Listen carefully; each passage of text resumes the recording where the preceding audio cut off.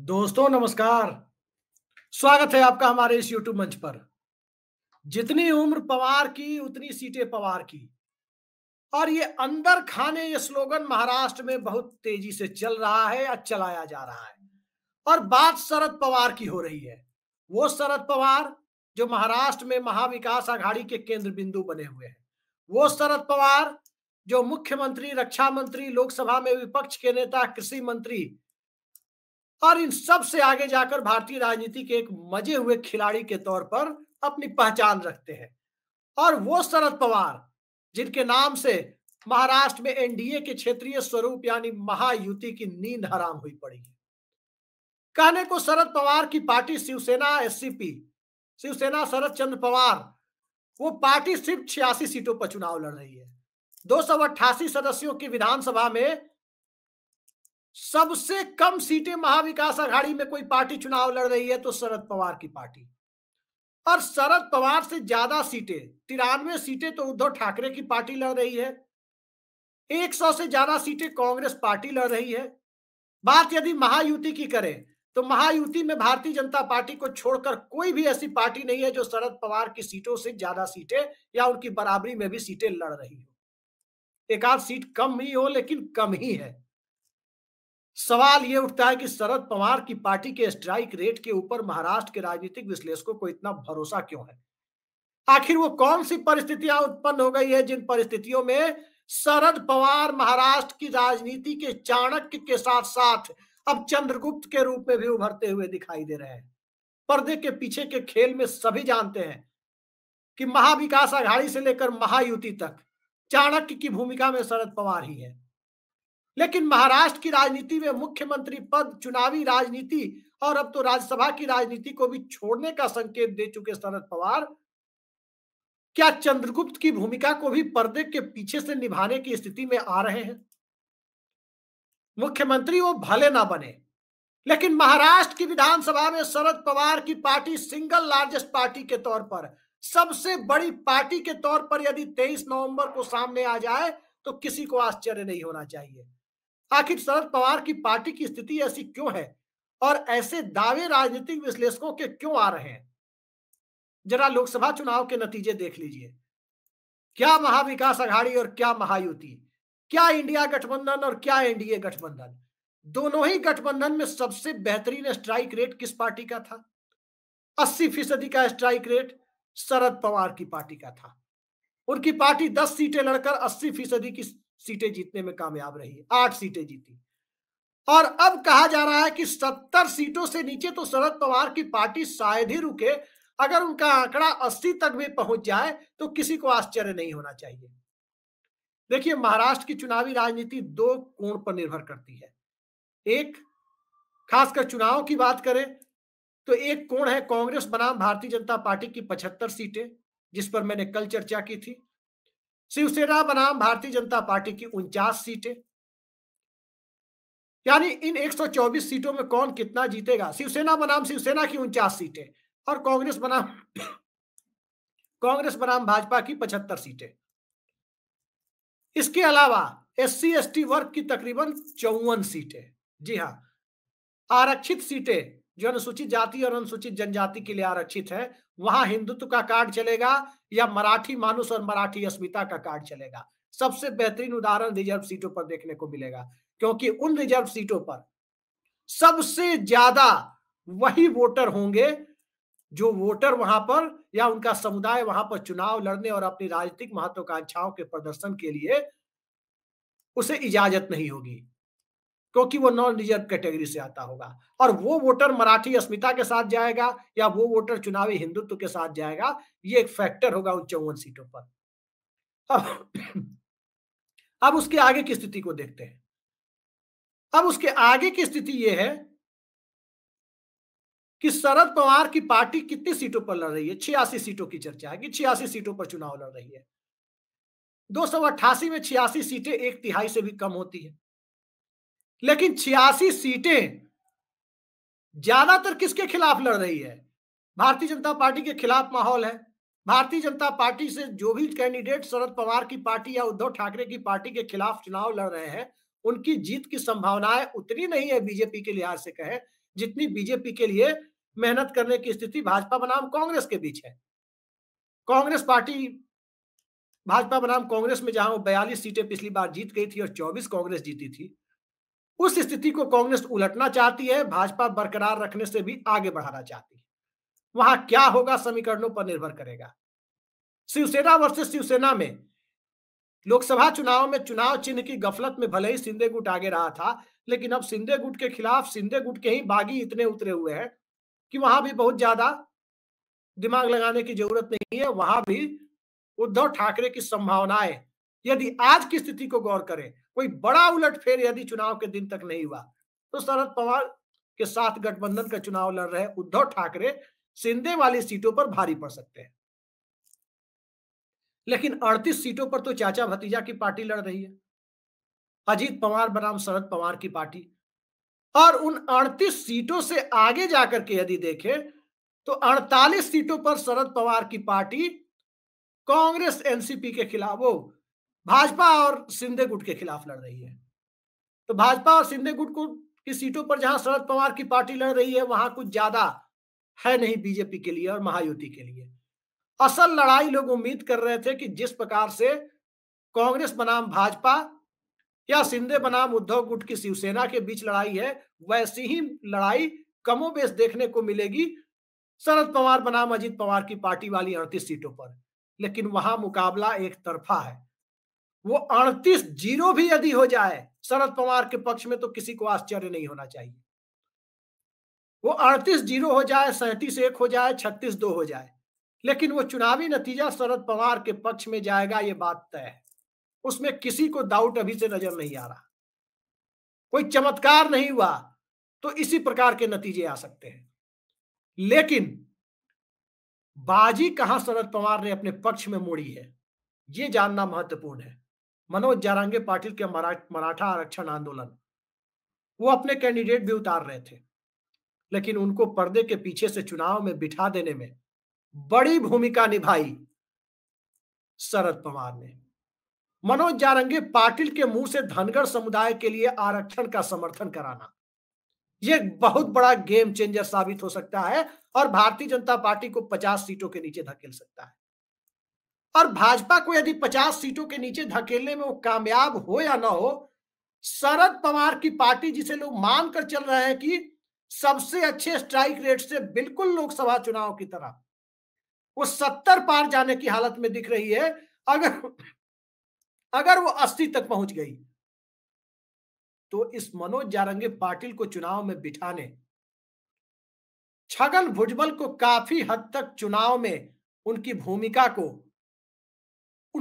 पर लोगों को सोचने पर मजबूर करने की क्या वो वाकई मन से महायुति के पक्ष में है, ये सवाल पैदा होने और धनगर समुदाय और दूसरे ओबीसी समुदायों के बीच कास्ट कॉम्बिनेशन बिठा करके टिकट देने के मामले में जो दांव शरद पवार ने चला है, वो न तो किसी दल ने महायुति में चला और न ही उतना smart political move Maha Vikas Aghadi में किसी दल ने लिया। तीसरी बात जो सामने आती है कि महाराष्ट्र का सबसे डोमिनेंट समुदाय मराठा समुदाय, कुणबी समुदाय को जोड़ करके यदि ग्रेटर मराठा समुदाय की बात करें तो 32% का वोट बनता है, और सिर्फ मराठा समुदाय की बात करें तो 20% से ऊपर का यह वोट बनता है। हर 5वां वोटर मराठा समुदाय का है, सिर्फ मराठा समुदाय की बात करें तो एक यह परिस्थिति शरद पवार के पक्ष में जा रही है कि मराठा समुदाय के वो अनडिस्प्यूटेड सबसे बड़े नेता है। ये ठीक है कि विदर्भ के मराठा समुदाय तक उनकी पार्टी बहुत ताकतवर नहीं है, लेकिन पार्टी और सिंबल छीने जाने के बाद सहानुभूति लहर का फैक्टर भी तो है। अब कोई चुनाव नहीं लड़ेंगे ये बात कहने के कारण, अंतिम चुनाव की बात कहे जाने के कारण एक अलग तरह का माहौल महाराष्ट्र में जो क्रिएट हुआ है, उस माहौल में भारतीय जनता पार्टी के सामने दुविधा भले ही बढ़ गई हो, देवेंद्र फडणवीस के सामने बहुत दुविधा हो ऐसा लगता नहीं। देवेंद्र फडणवीस की राजनीति को तो अजीत पवार से ज्यादा एकनाथ शिंदे समझ रहे हैं, उनकी पार्टी समझ रही है। और क्या इतने रिबेल जो चुनाव लड़ रहे हैं, इतने जो विद्रोही कैंडिडेट शिंदे गुट के कैंडिडेट के खिलाफ है, उनके पीछे ताकत किसकी है? इसको लेकर कयासबाजियों का दौर जारी है। वो ताकत उद्धव ठाकरे की तरफ से तो हो नहीं सकती। उद्धव ठाकरे की पार्टी के पास चुनाव लड़ने के लिए संसाधन ही बहुत ज्यादा नहीं है। उनके पास जन संसाधन बहुत ज्यादा है, सहानुभूति लहर पर वो सवार है, लेकिन आर्थिक संसाधन जिसकी जरूरत चुनाव लड़ने के लिए होती है, जब बीएमसी का ही चुनाव नहीं हो रहा है, बीएमसी ही अभी ब्यूरोक्रेट के भरोसे चल रही है, देश की सबसे बड़ी म्यूनिसिपैलिटी जो शिवसेना का एटीएम कही जाती थी, जब वही उसके हाथ में नहीं है, तो आर्थिक ताकत का अंदाजा आप लगा सकते हैं कि वो रेबेल को खड़ा करवा पाने की स्थिति में, बागियों को चुनाव में लड़ा पाने की स्थिति में नहीं है। वो ताकत तो कहीं और से आ रही है, और ताकत के पीछे बड़ी बात यह है कि मुख्यमंत्री बनकर उप मुख्यमंत्री बनना बड़ा कचोटता है, और मुख्यमंत्री बन के बाद उप मुख्यमंत्री बनने के हालात दोबारा पैदा हो जाए, ये परिस्थितियां और ज्यादा नागवार गुजरती है। तब जब कहां नरेंद्र के बाद देवेंद्र का सपना कुछ लोग बुनने लगे थे, कुछ समर्थक बुनने लगे थे, और कहां डिमोशन हो गया, सीएम की जगह डिप्टी सीएम बनना पड़ा, वो स्थिति है। तो इन सब का फायदा किसे मिल रहा है? एक तरफ महाराष्ट्र के प्रोजेक्ट को उठाकर गुजरात और दूसरे राज्यों में ले जाने का मामला, दूसरी तरफ भारतीय जनता पार्टी का राज्य के किसी भी प्रभावशाली समुदाय में पकड़ नहीं होना, तीसरी तरफ महाराष्ट्र के फ्लोटिंग वोटर्स का चुनावी हिंदुत्व की जगह मराठी अस्मिता की लहर पर सवार होना, चौथी तरफ जातीय राजनीति के खेल में पिछड़ जाना, और पांचवी तरफ महाराष्ट्र की राजनीति में सबसे बड़े चेहरे बनकर सामने आए शरद पवार और उद्धव ठाकरे का एक गठबंधन में होना। और इन सब से आगे विदर्भ की सबसे ताकतवर मानी जाने वाली पार्टी कांग्रेस पार्टी का इसी महाविकास आघाड़ी के साथ खुलकर बीजेपी के विरोध में खड़े हो जाना, ये सब ऐसी परिस्थितियां हैं जिन परिस्थितियों में महाविकास आघाड़ी के पक्ष में माहौल तो बनता दिख रहा है। भारतीय जनता पार्टी की महायुति आपस में ही बागियों को संभालने में संघर्ष कर रही है। हालांकि बागी महाविकास आघाड़ी के भी है, लेकिन महाविकास आघाड़ी के बागी उतने प्रभावी सिद्ध नहीं हो रहे हैं, क्योंकि वहां लोग नेता को देखकर वोट दे रहे हैं, वहां चेहरे को देखकर वोट दे रहे हैं, और वो चेहरा उद्धव ठाकरे का है। दलितों के बीच वो चेहरा मल्लिकार्जुन खड़गे का है, न कि रामदास अठावले और प्रकाश अंबेडकर का। धनगर समुदाय के बीच चेहरा अलग से आरक्षण के मामले का है, और मराठों के बीच कहना न होगा कि ये चेहरा शरद पवार का है। फ्लोटिंग वोटर्स के बीच सबसे बड़ा सहानुभूति का चेहरा उद्धव ठाकरे का है। लेकिन प्लेसमेंट सबसे अच्छी किसकी है? तो चुनावी प्लेसमेंट सबसे अच्छी शरद पवार की है। उनका इलाका, बारामती का इलाका, मराठवाड़ा का इलाका, कोंकण के इलाके में भी उनके अच्छे फुटप्रिंट्स हैं। और इस तरह की परिस्थितियों में कुछ कुछ छिटपुट सीटों पर जहां भी वो अपने स्ट्रॉन्ग होल्ड के बाहर महाराष्ट्र में लड़ रहे हो, चाहे विदर्भ हो या नॉर्थ महाराष्ट्र का इलाका, हर जगह उनके कैंडिडेट जहां लड़ रहे हैं वहां सामने के कैंडिडेट बहुत मजबूत चुनौती दे रहे हैं। कम से कम 10 नवंबर की तारीख को ये कह पाने की स्थिति में महाराष्ट्र को समझने वाले वहां के जमीनी पत्रकार और राजनीतिक विश्लेषक तो नहीं है। मैंने कई लोगों से बात की और सबने यही बात कही कि महाराष्ट्र में अभी एक ही चीज चल रही है कि single largest party Sharad Pawar की पार्टी तो नहीं होगी, Bharatiya Janata party single largest party होगी, इसको लेकर कोई चर्चा नहीं कर रहा। सिंगल लार्जेस्ट पार्टी को लेकर चर्चा इस बात की हो रही है कि महाविकास आघाड़ी के तीनों दलों में कौन होगा। और वो सिंगल लार्जेस्ट पार्टी का स्टेटस 2004 के विधानसभा चुनाव की तरह, जब कांग्रेस ज्यादा सीटों पर लड़ी थी और शरद पवार की पार्टी कम सीटों पर लड़ी थी, कांग्रेस की तुलना में तकरीबन 40 से 50 सीटें कम लड़ी थी, बावजूद इसके शरद पवार की पार्टी महाराष्ट्र की विधानसभा में सबसे बड़ी पार्टी के तौर पर 2004 में सामने आई थी। तो क्या इतिहास अपने आप को दोहराने जा रहा है? तब तो शरद पवार ने 70 का आंकड़ा पार किया था, इस बार भी 70 के आंकड़े पर लोगों को संदेह कम है। 80 के आंकड़े पर भी लोगों को आश्चर्य होने की स्थिति नहीं है। लेकिन आश्चर्य कहां है?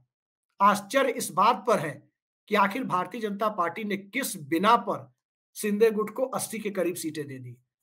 आखिर किस बिना पर एक लोकसभा सीट जीतने वाली अजीत पवार की पार्टी को अच्छी खासी संख्या में सीटें दे दी।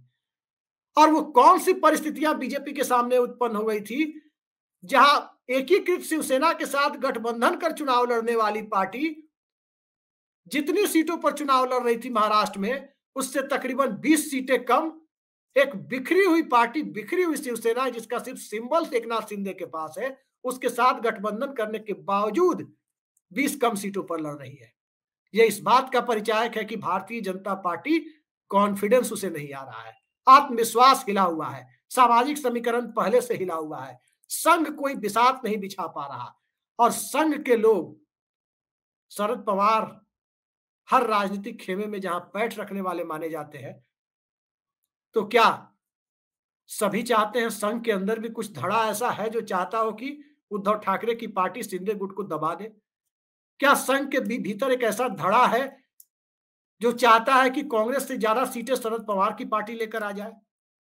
तो ये भी एक परिस्थितियां हैं, क्योंकि भारतीय जनता पार्टी वहां सत्ता के लिए लड़ाई लड़ रही हो ऐसा लगता नहीं है। भारतीय जनता पार्टी वहां सर्वाइवल की लड़ाई लड़ रही है। शरद पवार और उद्धव ठाकरे अपने राजनीतिक वजूद को नए सिरे से स्थापित करने की प्रक्रिया को जो लोकसभा चुनाव में साबित कर चुके हैं, उससे कहीं आगे जाने की लड़ाई लड़ रहे हैं। लेकिन शिंदे गुट और अजीत पवार गुट वो सिर्फ बने रहने की लड़ाई लड़ रहे हैं। तो कहां सर्वाइवल की लड़ाई, कहां एक दूसरे से आगे निकलने की लड़ाई और कहां वजूद बचाने की लड़ाई। इन सब के बीच यदि राजनीतिक परिस्थितियों को महाराष्ट्र में देखें तो मराठी मानुष के बीच सबसे बड़ा लोकप्रिय चेहरा अभी उद्धव ठाकरे का जरूर है, लेकिन सबसे स्मार्ट प्लेसमेंट शरद पवार की है। अब इस प्लेसमेंट के सहारे बिहार 2010 का विधानसभा चुनाव आपको याद दिला दें। बिहार में नीतीश कुमार की पार्टी 80% के स्ट्राइक रेट से सीटें जीतने में कामयाब रही थी, तो भारतीय जनता पार्टी 100 सीटों पर चुनाव लड़कर 91%, लगभग 90% के स्ट्राइक रेट से सीटें जीतने में कामयाब रही थी। महाराष्ट्र का मैंने बताया ही 2004 का आंकड़ा कि कैसे भारतीय जनता पार्टी के और शिवसेना के खिलाफ शरद पवार और कांग्रेस के गठबंधन में लगभग 120 सीटों पर चुनाव लड़ रहे शरद पवार 170 सीटों पर चुनाव लड़ने वाले कांग्रेस से ज्यादा सीटें जीतने में कामयाब हो गए थे। आज की तारीख में शरद पवार और कांग्रेस के बीच तो सिर्फ 15-16 सीटें का ही अंतर है जिन पर वो चुनाव लड़ रहे हैं। लेकिन कांग्रेस की चुनावी संभावनाएं हरियाणा के बाद अब कहा क्या जाए, किस रूप में देखा जाए। ज्यादा कुछ कहने पर बहुत सारी चीजें सामने आ जाती है, वो कहने की इच्छा नहीं होती। कांग्रेस पार्टी का टिकट वितरण, बड़ा सवाल तो यही है कि क्या राहुल गांधी उससे संतुष्ट है, देखते हैं।